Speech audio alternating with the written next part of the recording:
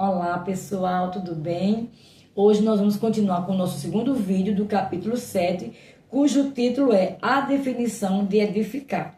E vamos iniciar esse vídeo com o subtítulo Uma Mulher Escapa. Certa noite, enquanto eu estava deitada na cama, falando em outras línguas, eu me senti como se estivesse de pé na pequena entrada de uma casa velha e dilapidada. As paredes da entrada eram brancas, o tapete era dourado e havia duas entradas à esquerda que levavam às duas outras saletas. Passei pela primeira porta e parei junto à segunda porta. Embora a porta estivesse apenas parcialmente aberta e bloqueando a minha visão para dentro da sala, eu sabia pelo espírito que havia uma mulher na sala que havia sido mantida cativa por muito tempo. Quando vi isso, usei a minha autoridade. Falei ao diabo para tirar as mãos daquela situação e da mente da mulher e para soltar a mulher. Depois disso, adormeci e não pensei muito mais no assunto. 2 dias depois, eu estava ministrando em uma igreja próxima. Enquanto eu ensinava sobre oração naquela noite, senti a necessidade de falar sobre o que eu havia visto em oração e como eu havia lidado com aquilo pelo Espírito. No dia seguinte, uma mulher que estava presente naquele culto telefonou para um dos membros da nossa equipe e perguntou: "Você viu o noticiário hoje?" Há uma história em todos os canais de notícias sobre uma mulher que havia sido sequestrada há 20 anos e acaba de escapar. Eu soube que se tratava daquela por quem eu havia sido direcionada pelo Espírito a orar. Quando Deus encontra aqueles que cooperam com o Espírito em oração, ele é convidado a se mover pelo seu poder nas vidas daqueles que precisam da sua ajuda. Ele está em busca de oportunidades para se mover na vida daqueles que precisam dele, mas ele precisa encontrar alguém para cooperar com ele. Ele é poderoso para trabalhar mais através daqueles que dedicarão tempo para tornar seus espíritos sensíveis ao Espírito Santo, falando em outras línguas. Eu não tive essa experiência em oração porque sou uma ministra. Eu tive essa experiência porque dediquei tempo para falar em outras línguas. Há muitas coisas que Deus gostaria de fazer na nossa vida e na vida de outros, se tão somente cooperarmos com o Espírito em oração. Falar em outras línguas é a porta para o sobrenatural.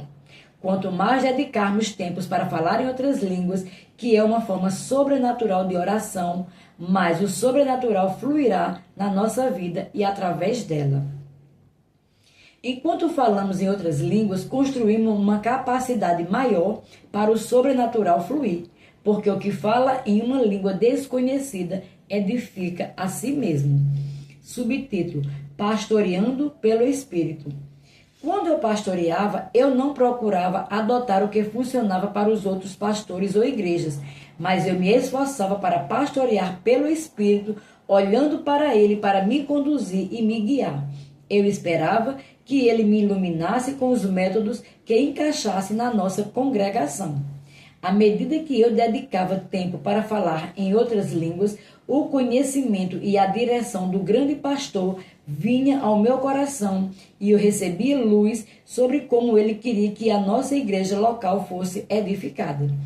Qualquer outro método deixaria a desejar e erraria o alvo, e toda a edificação seria em vão. Se o Senhor não edificar a casa, em vão trabalha os que edificam. Salmo 127, verso 1. Subtítulo: Criando filhos pelo Espírito.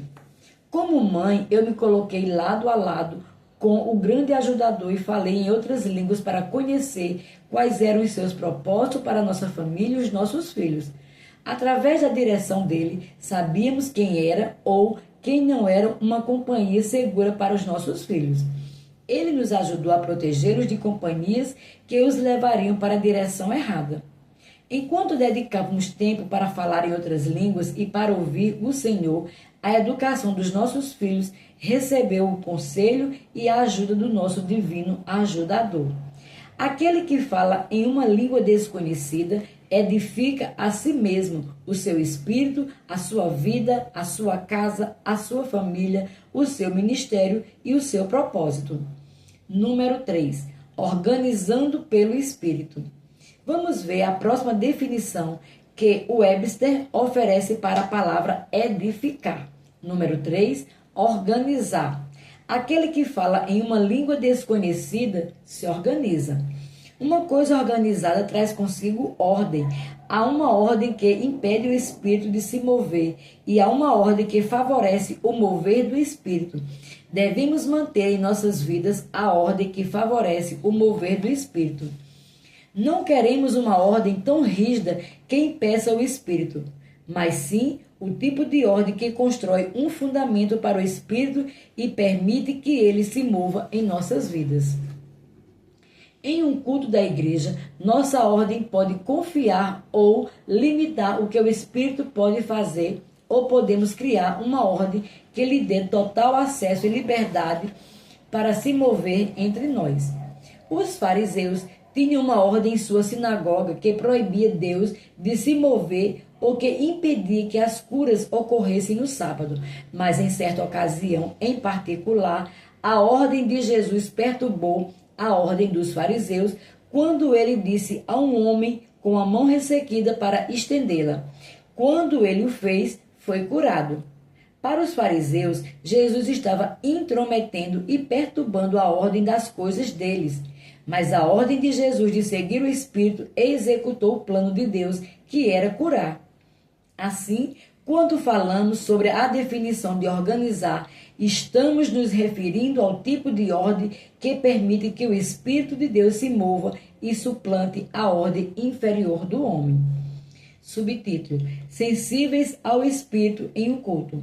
Falar em língua ajuda um ministro a ser mais sensível à ordem do Espírito, a como ele deseja se mover em um culto da igreja. Devemos permitir que o Espírito faça o que deseja e responder a ele de uma maneira que o convide a se mover. Não apenas o ministro deve ser sensível, como o líder de adoração e todos os que estão servindo precisam ser sensíveis. Como, falando em outras línguas, você torna o seu espírito sensível à ordem que o Espírito Santo quer trazer a um culto. Subtítulo: Ordem na direção do ministério.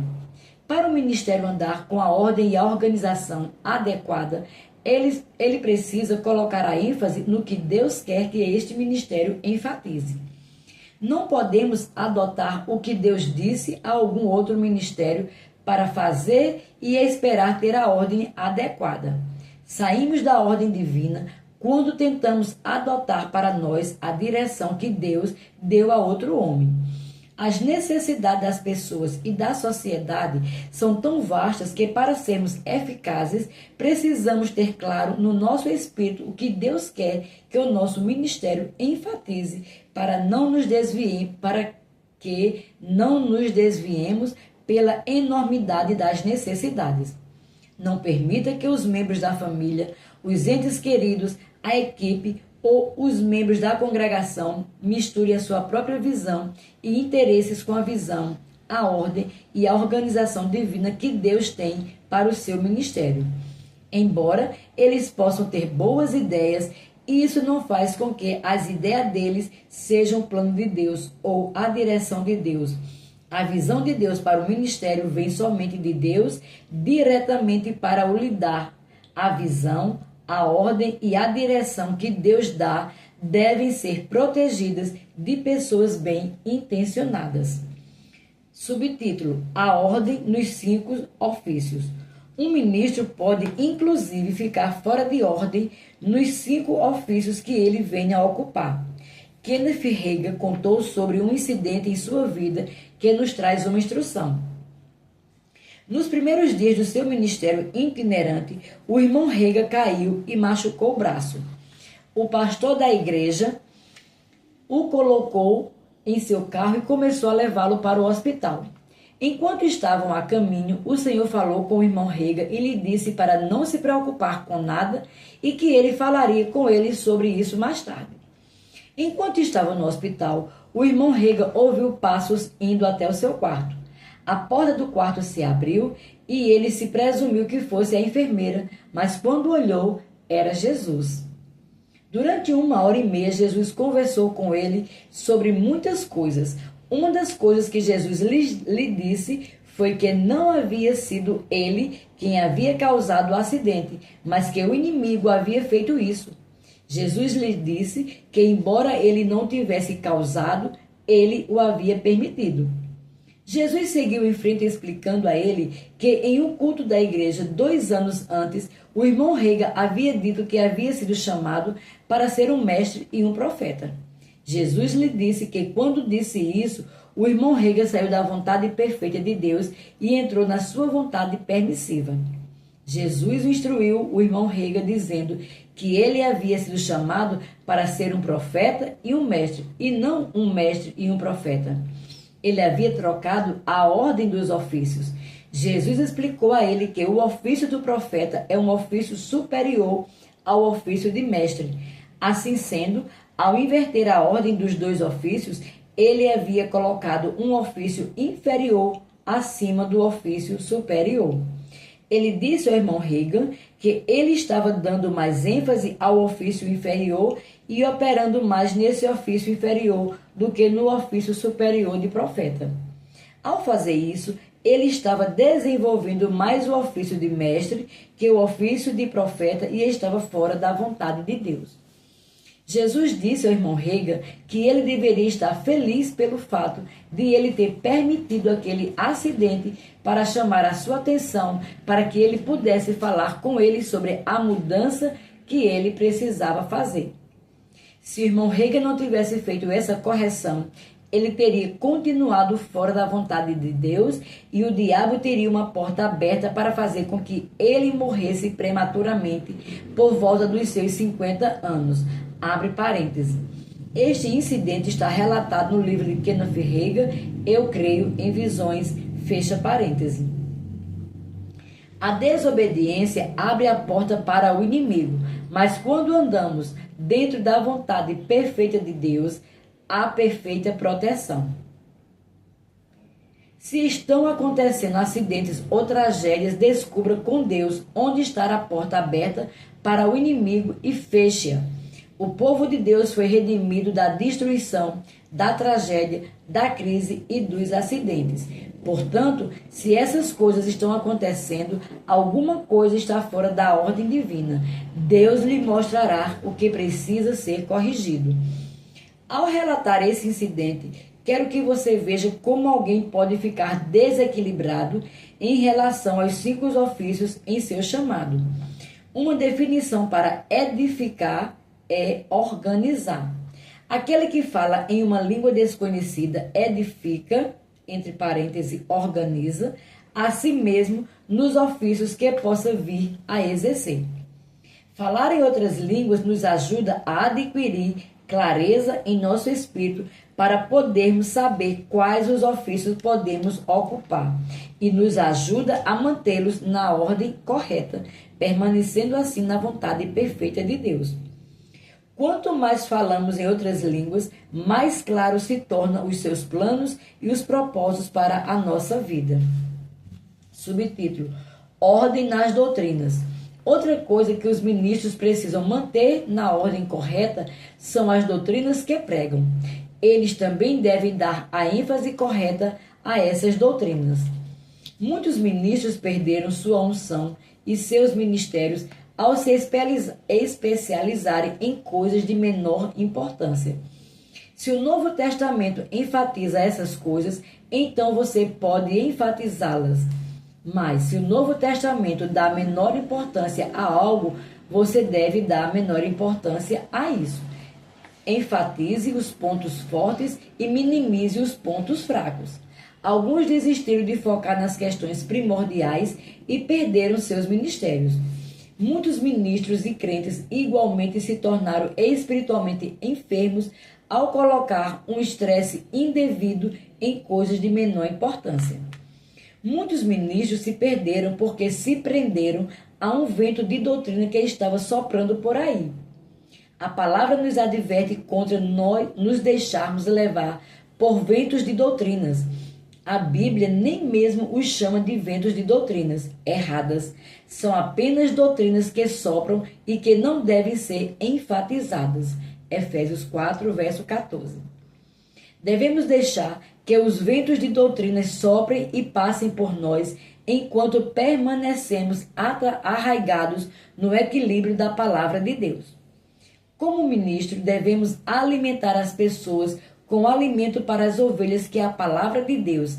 É ela que as ajuda a viver vitoriosamente em suas vidas diárias.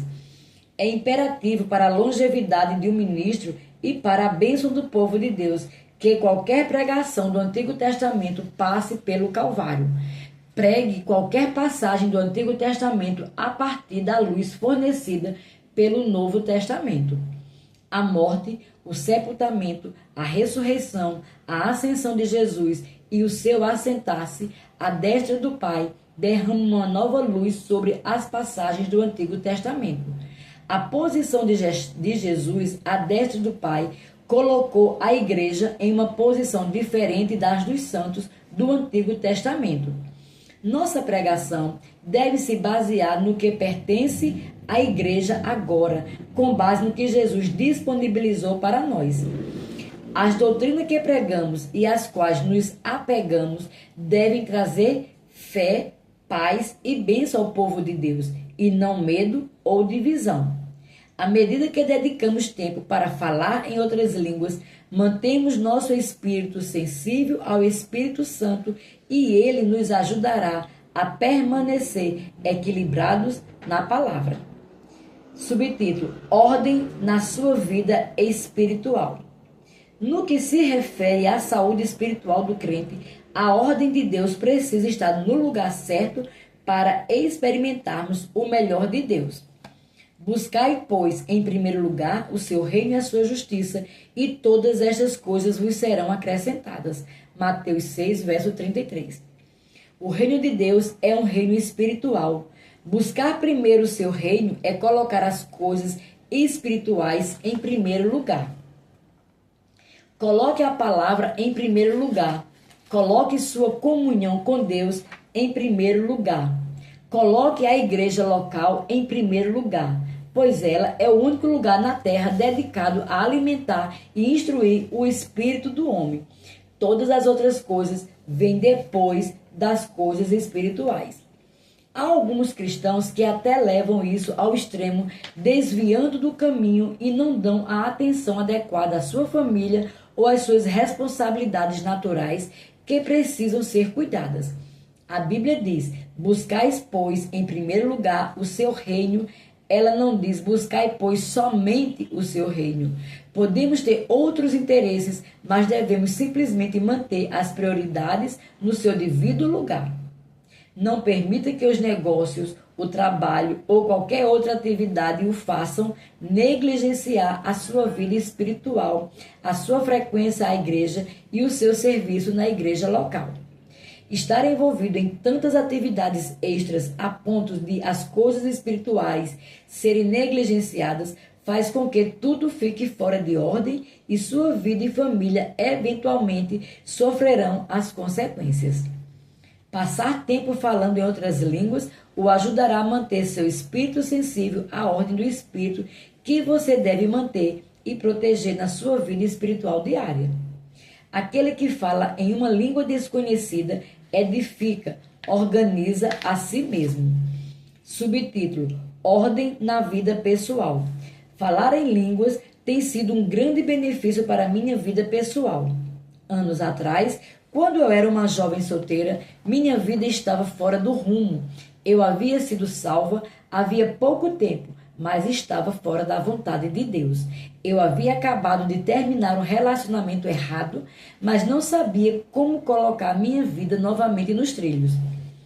Tive uma forte impressão de que deveria separar um tempo significativo todos os dias para falar em outras línguas e foi o que fiz.